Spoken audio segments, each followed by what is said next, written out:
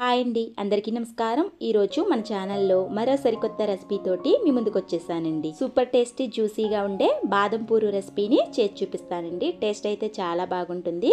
మరి లేట్ చేయకుండా దీని ప్రాసెస్ ఏంటో చూసేద్దాం. ముందుగా మిక్సింగ్ బౌల్లోకి 1 కప్పు దాకా బాదం గింజలు వేసుకోవాలండి. వీటిని నైట్ అంతా నానబెట్టుకోవచ్చు, లేదా వేడి నీళ్ళలో వేస్తే మనకి ఒక హాఫ్ అన్ అవర్లో చక్కగా నాని వీటిపైన ఉన్న స్కిన్ అంతా చక్కగా వచ్చేస్తుందండి. ఒక హాఫ్ అన్ అవర్ నానబెట్టుకుంటే సరిపోతుంది. బాదం గింజలు ఇలా చక్కగా నానాక ఇప్పుడు వీటిపైన ఉన్న తొక్కనంతా తీసేసుకోవాలండి. తొక్క తీసిన బాదం గింజల్ని మిక్సీ జార్లో వేసుకుని ఒక 2 టేబుల్ స్పూన్ దాకా పాలు వేసుకోండి. ఇప్పుడు వీటిని వీలైనంతగా ఫైనల్ పేస్ట్ కింద చేసుకోవాలి. చాలా క్రీమీగా రావాలండి పేస్ట్. నెక్స్ట్ వెడల్పు లాంటి ప్లేట్ని తీసుకుని ఇందులోకి 1 కప్పున్నర దాకా గోధుమ పిండిని వేసుకోవాలి. ఇందులోకి హాఫ్ టీ స్పూన్ సాల్ట్, ఒక 1 టేబుల్ స్పూన్ దాకా ఆయిల్ వేసుకోండి. ఇప్పుడు ఈ గోధుమ పిండిని ఆయిల్ మొత్తం పిండిలో కలిసేలాగా చేతితోటి రబ్ చేసుకుంటూ కలుపుకోవాలి. ఇలా కలుపుకోవడం వల్ల పూరీలు మనకి గుల్లగా చాలా సాఫ్ట్గా వస్తాయండి. ఇలా కలుపుకున్నాక ఇప్పుడు ఇందులోకి ముందుగా గ్రైండ్ చేసుకున్న బాదం పేస్ట్ని వేసి మళ్ళీ ఒకసారి మొత్తం పిండిని బాగా కలుపుకోవాలి. నీళ్ళని బట్టిగా ఎక్కడ యాడ్ చేయకూడదండి. బాదం పేస్ట్తోనే మనం పిండిని ప్రిపేర్ చేసుకోవాలి. సాఫ్ట్గా కలుపుకున్నాక పిండిని మూత పెట్టి ఒక 10 నిమిషాలు పక్కన పెట్టుకుందాం. నెక్స్ట్ స్టవ్ మీద కడాయి పెట్టుకుని ఇందులోకి 1 కప్పు దాకా బెల్లం తురుము వేసుకోండి. 1 కప్పు నీళ్ళని వేసుకోవాలి. ఇప్పుడు ఈ బెల్లాన్ని లో ఫ్లేమ్లో కరిగించుకోవాలి. బెల్లాన్ని జస్ట్ తీగపాకం వచ్చే వరకు కరిగించుకుంటే సరిపోతుందండి. ఇలా తీగపాకం వచ్చాక ఇప్పుడు ఇందులోకి మంచి ఫ్లేవర్ కోసం ఒక హాఫ్ టీ స్పూన్ దాకా ఇలాచీ పౌడర్ వేసుకోండి.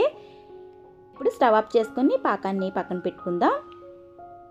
నెక్స్ట్ పిండిని చూద్దామండి. చక్కగా నానిపోయింది. ఇప్పుడు ఈ పిండిని 2 భాగాల కింద డివైడ్ చేసుకోవాలి. ఇలా 2 భాగాల కింద సపరేట్ చేసుకున్నాక ఒక భాగాన్ని తీసుకుని చపాతీ కర్రతోటి చపాతీలాగా చేసుకోవాలండి. ఇప్పుడు పూరీలన్నీ సమానంగా రావడం కోసం ఇలా గిన్నెని కానీ గ్లాసుని కానీ తీసుకుని ఇలా పూరీని ఈ షేప్లో కట్ చేసుకోవాలి.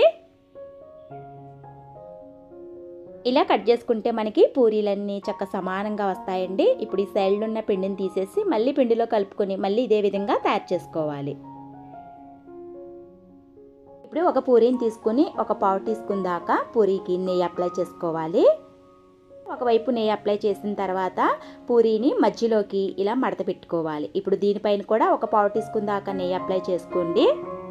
ఇప్పుడు మధ్య మడతని ఇంకొక మడత వేసుకుంటే మనకి ఇలా మంచి పూ షేప్ వస్తుందండి. ఇప్పుడు దీన్ని ఊడిపోకుండా క్లోజ్ చేసుకోవడం కోసం లవంగ మొగ్గతోటి ఈ పూరీని క్లోజ్ చేసుకోవాలి. ఇలానే అన్ని పూరీలు తయారు చేసుకోవాలండి. అండి, మీ అందరికి ఒక రిక్వెస్ట్ అండి. మన ఛానల్ 1Kకి దగ్గరలో ఉంది. ఇప్పటి వరకు నన్ను సపోర్ట్ చేసి ఇంతవరకు తీసుకొచ్చిన మీ అందరికీ చాలా థ్యాంక్స్ అండి. ఇక నుంచి కూడా మన వీడియోలని చూస్తూ సపోర్ట్ చేస్తూ నన్ను ఇంకా ముందుకు నడిపించాలని ఆశిస్తున్నాను. మన ఛానల్లో మంచి హెల్దీ అండ్ టేస్టీ రెసిపీస్ ఉన్నాయండి. తప్పకుండా చూడండి. మీకు నచ్చితే మట్టికి లైక్ చేయడం, సబ్స్క్రైబ్ చేయడం మట్టికి మర్చిపోవద్దు. అలానే మిగిలిన పూరీలన్నీ ఇలా ముందుగానే రెడీ చేసేసుకోవాలి. నెక్స్ట్ వీటిని ఫ్రై చేసుకోవడం కోసం డీప్ ఫ్రైకి ఆయిల్ పెట్టుకుందాము. ఆయిల్ బాగా హీట్ అయ్యాక రెడీ చేసుకున్న పూరీల్ని ఒక్కొక్కటిగా ఆయిల్లో వేసుకోవాలి. ఇప్పుడు మంటని లో టు ఫ్లేమ్లో అడ్జస్ట్ చేసుకుంటూ వీటిని ఫ్రై చేసుకోవాలండి. అప్పుడు మంచి గోల్డెన్ కలర్ వస్తాయి. ఇలా ఒకవైపు ఫ్రై అయ్యాక రెండో వైపు కూడా ఫ్రై చేసుకోవాలండి. మంచి గోల్డెన్ కలర్ రావాలి. ఇలా మంచి కలర్ వచ్చాక ఆయిల్లో నుంచి తీసేసి మిగిలిన కూడా వేసుకుని ఫ్రై చేసుకోవాలి.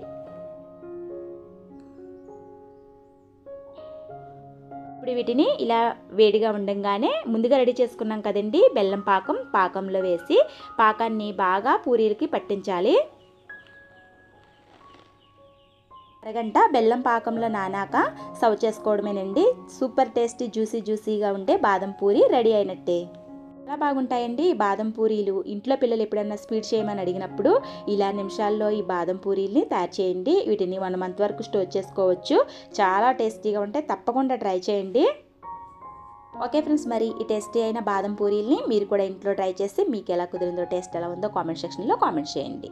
మరిన్ని హెల్దీ అండ్ టేస్టీ అయిన రెసిపీస్ కోసం మన ఛానల్ని సబ్స్క్రైబ్ చేసుకోండి, లైక్ ఇవ్వండి.